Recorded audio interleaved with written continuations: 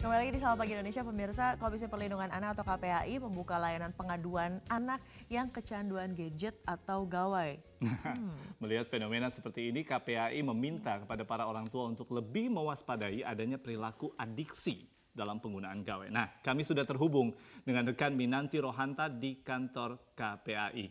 Selamat pagi, Minanti. Bagaimana dengan layanan anak yang kecanduan gadget di KPAI? Apakah sudah dimulai program ini oleh KPAI?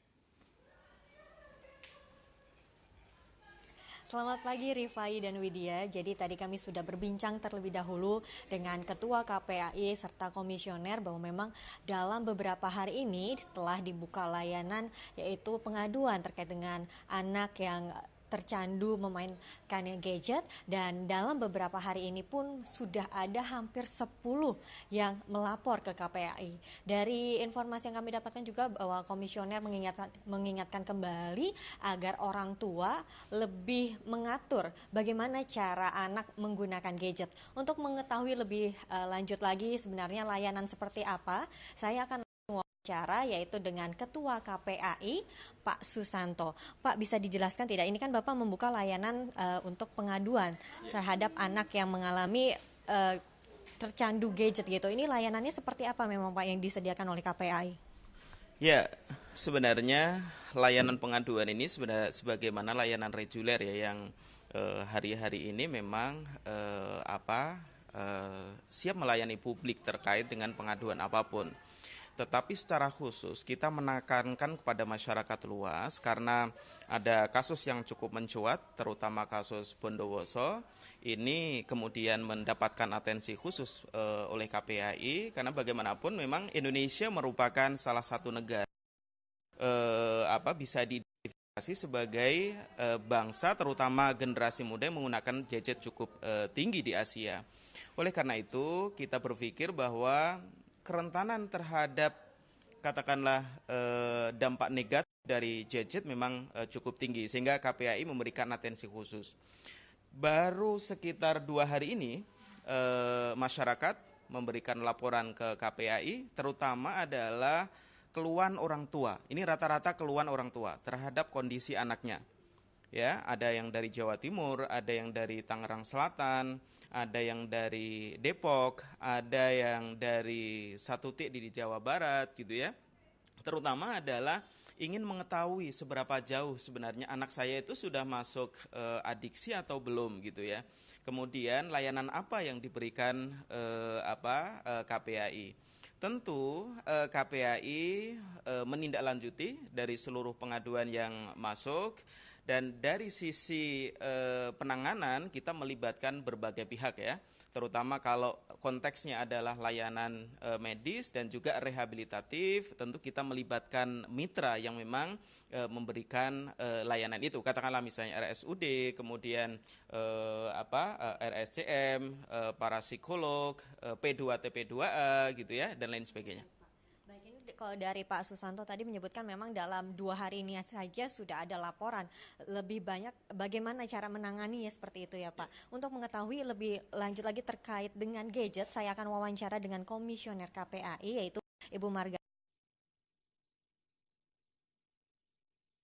Pembatasan seperti apa sih yang harus dilakukan orang tua kepada anak?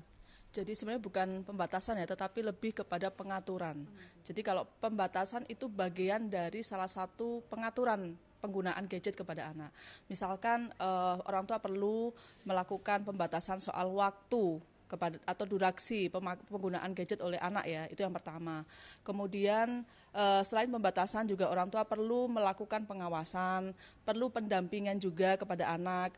Dan saya kira orang tua juga perlu melakukan semacam kayak pengalihan ya kepada anak supaya anak ini tidak hanya berfokus kepada permainan gadget saja, tetapi masih ada banyak permainan-permainan atau alternatif yang lain yang itu juga lebih edukatif gitu ya kepada anak. Jadi orang tua harus kreatif dalam hal ini. Jika dilihat dari segi umur Bu, kira-kira umur berapa sih anak itu boleh memegang gadget sebenarnya? Sebaiknya untuk usia 0-2 jangan dipegangi gadget dulu ya. Sebaiknya begitu karena dari gadget itu kan ada dampak kesehatan. Radiasinya itu kan berbahaya.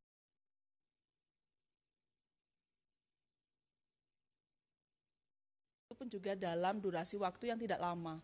30 menit yang itu bisa dibagi sekitar 3 atau 2 kali lah gitu. Jadi 10 menit gitu, kira-kira begitu. Lalu kira-kira ini bagaimana sih Bu untuk mengetahui sisi anak yang sudah terlihat kecanduan gadget seperti itu? Sebelum masuk ke sana mungkin memang kita menduga bahwa anak-anak Indonesia ini sebenarnya sudah banyak yang mengalami kecanduan gadget ya. Hanya mungkin tahap kecanduannya itu yang berbeda-beda. Untuk tahap awal sebenarnya sudah banyak. Karena kita banyak melihat anak kecil kalau sudah megang gadget, sudah asik bermain, dia pasti nggak mau diambil itu gadgetnya gitu ya.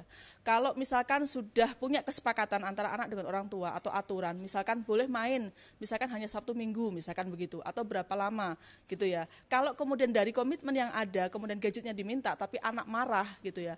Marahnya bukan marah yang biasa, tetapi sudah marah banget, bahkan sampai kalau bahasa ini ngambul gitu ya.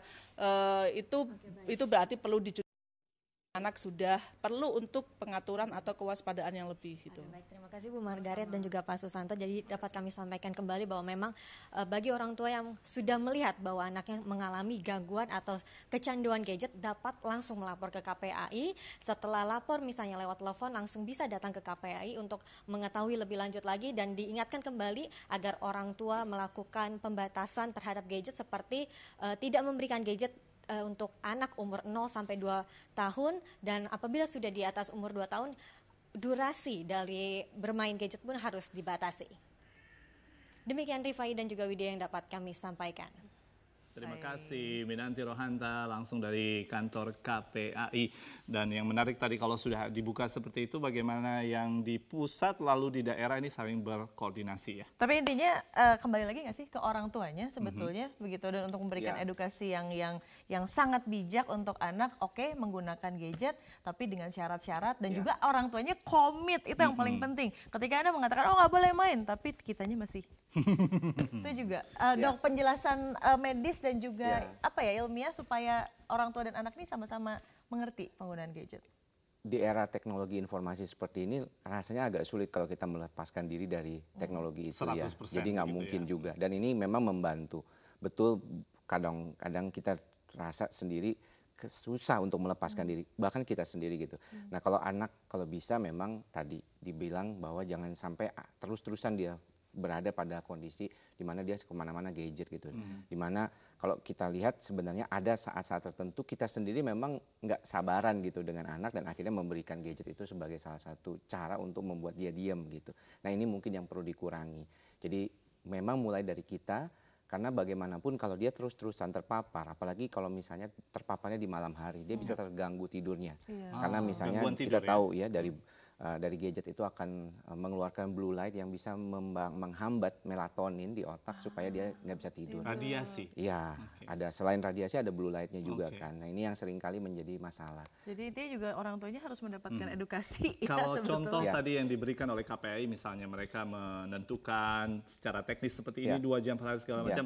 Aturan-aturan tersebut sebenarnya bisa dibuat in case untuk setiap anggota keluarga di rumah tangga yang berbeda-beda ya, terserah sebenarnya ya, tapi komitmen itu sebenarnya. Itu loh. Yang paling penting memang bagaimana bisa diatur di rumah. Kadang-kadang kita melihat nggak segampang itu, apalagi kita pun di dalam rumah masih memegang gadget atau mengerjakan komputer, karena nggak selalu hanya gadget. Betul. Komputer, game online itu juga salah satu yang seringkali menjadi masalah sebenarnya. Orang sampai bermalam-malam, 2 malam di internet gitu ya, di warnet itu bisa aja dia hanya untuk main game online, bahkan di rumah sekalipun.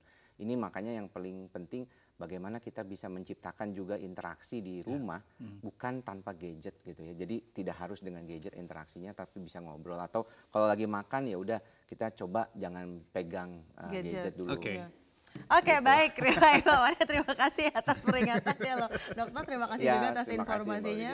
Semoga bermanfaat pemirsa. Untuk pemirsa selamat pagi Indonesia semua. Ya pemirsa, kami masih akan kembali dengan sejumlah informasi.